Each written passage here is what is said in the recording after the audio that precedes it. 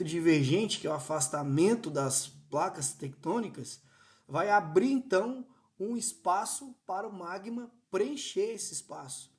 Então a gente tem então a criação de uma nova crosta oceânica, tá bom? Na imagem do meio, aí a gente tem o movimento de placa tectônica chamado de movimento transformante, que é quando uma placa tectônica vai deslizar na outra.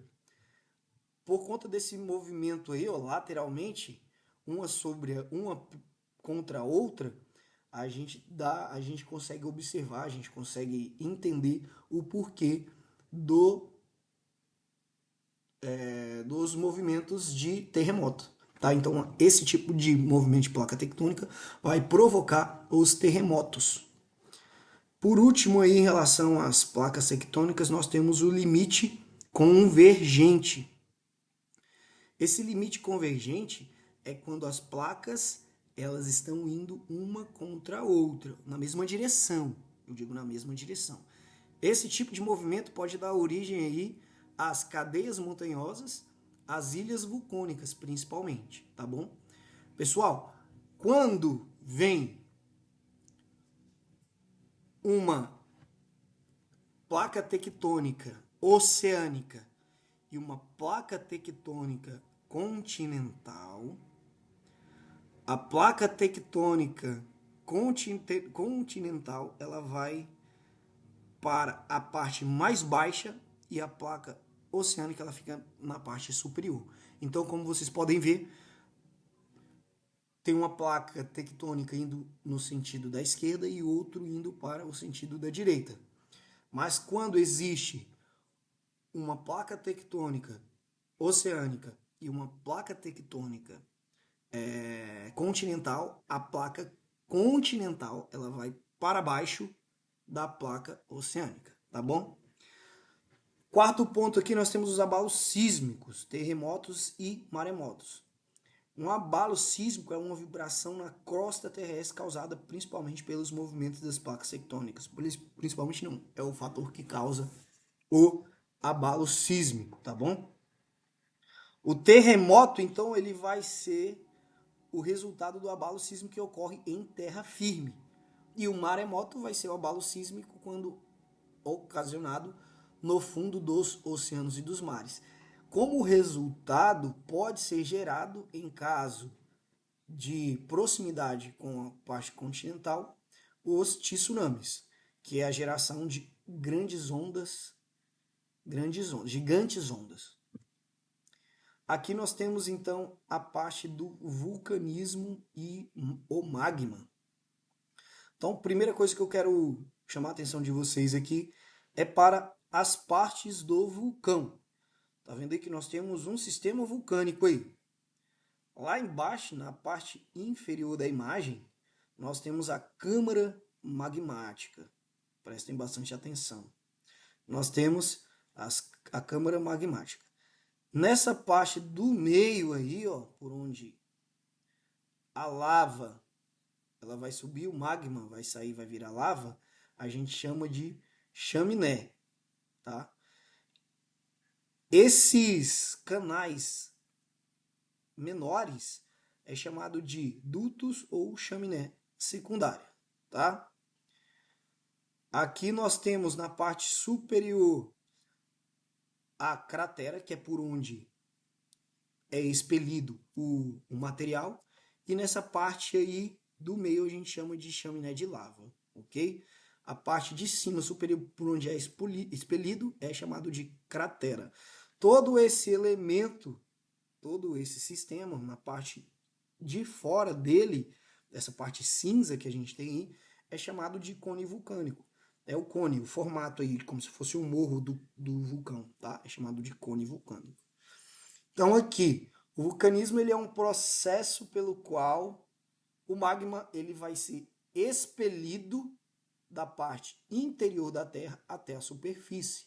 Tá? Então, o vulcanismo é esse processo aí. Então, a gente tem a saída do magma da parte interna da Terra até a parte da superfície terrestre.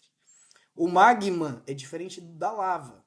O magma é um material rochoso, viscoso, em seu estado fundido. Ele vai ser encontrado lá no interior da Terra, na parte do manto. À medida em que ele vai subindo, que ele vai sendo expelido pelo vulcão, quando ele chega na superfície terrestre, ele passa a ser lava. Então, o seu nome muda porque sua composição muda. E esse processo é muito interessante porque vai dar origem, então, às rochas magmáticas, tá? Então, nós temos aqui, ó, vamos começar. As rochas magmáticas, elas vão surgir a partir do momento em que o magma, ele sai do interior ali, da parte mais interna da Terra, ele vai subindo até ele ser expelido, até ele sair pela chaminé, até ele sair pela cratera. Quando ele sai pela cratera, em virtude da alteração de temperatura e pressão, ele vai se transformando em lava. Posteriormente, em virtude dessa mudança nessas condições climáticas, ele se solidifica, esse elemento se solidifica, a lava se solidifica e dá origem, então, à rocha ígnea ou rocha magmática.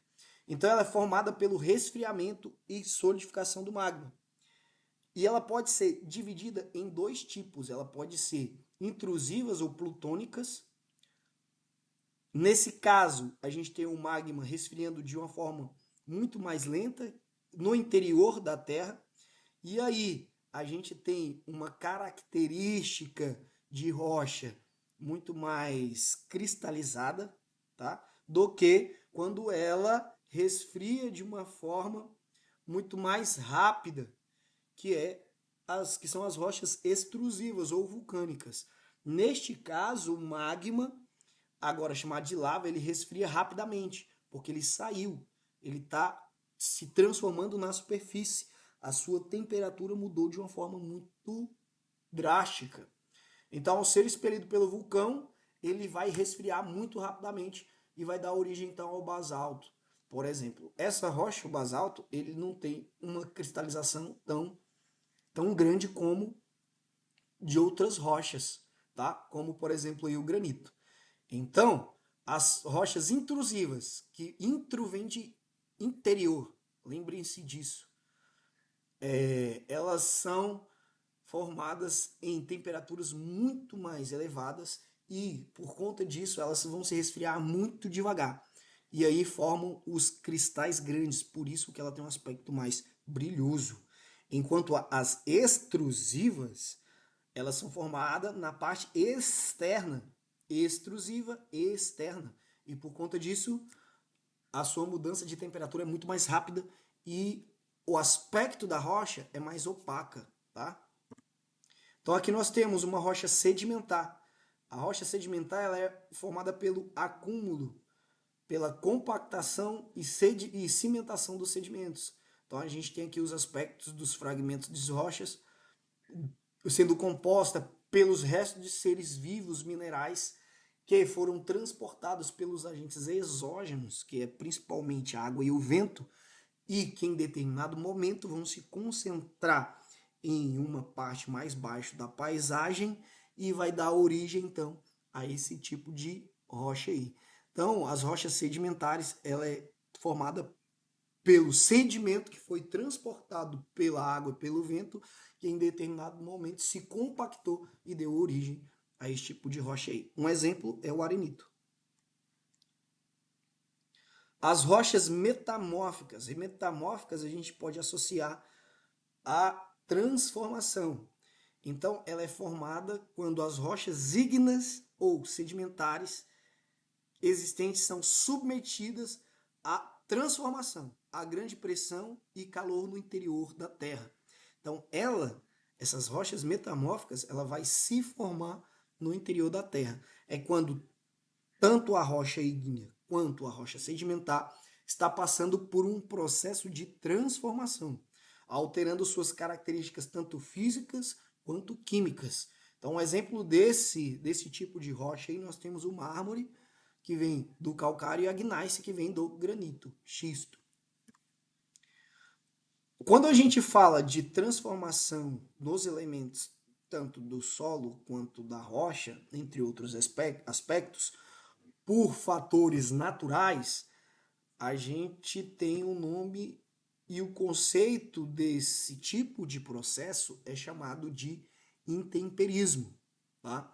Principalmente quando a gente fala de uma rocha magmática, uma rocha ígnea sofrendo alteração pela água, quando a gente tem o desagrupamento, vamos dizer assim, a transformação no seu aspecto físico por conta da força da ação da água contra esse elemento. A gente chama isso de intemperismo físico, quando existe então um processo de desgaste, de fragmentação, de decomposição das rochas na superfície terrestre. Esse intemperismo, ele pode ser físico, químico, biológico, mas nós vamos trabalhar aqui, neste primeiro momento, principalmente o intemperismo físico, que é a ação dos agentes externos, dos agentes exógenos. É o primeiro passo para a transformação do solo, assim como das rochas, tá? Os principais elementos, os principais agentes exógenos que causam intemperismo são a água, a chuva, aliás, a água, a chuva dos rios, né? A precipitação, vamos dizer, o rio e o gelo. Nós temos também a questão da variação de temperatura em lugares onde a amplitude térmica é muito elevada, ou seja, de dia faz muito calor, de noite faz muito frio, por exemplo, a variação da temperatura vai ser muito grande. Em locais que acontece isso, nós temos um processo de deteriorização das rochas em um aspecto bem intensificado. Outro elemento que contribui muito para o processo de intemperismo é a força dos ventos. A ação dos seres vivos também contribui muito. Dos seres vivos quando a gente fala do mundo animal.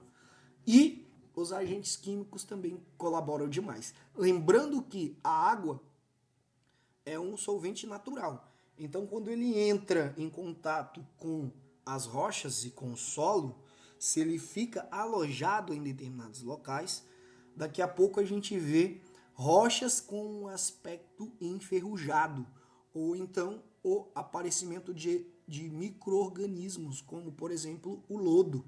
Então, tudo isso são agentes intempéricos. Intemperismo não é apenas o contato da água com a rocha ou com o solo de forma intensa no decorrer dos anos, tá? Não é apenas isso. Intemperismo pode ser subdividido em intemperismo físico, químico e biológico. Mas, para essa avaliação, vamos nos concentrar principalmente na ação da água e do vento, beleza? Pessoal, espero que vocês tenham entendido essa nossa aula de hoje e qualquer dúvida, pode nos procurar aí, tá? Abraço, até mais.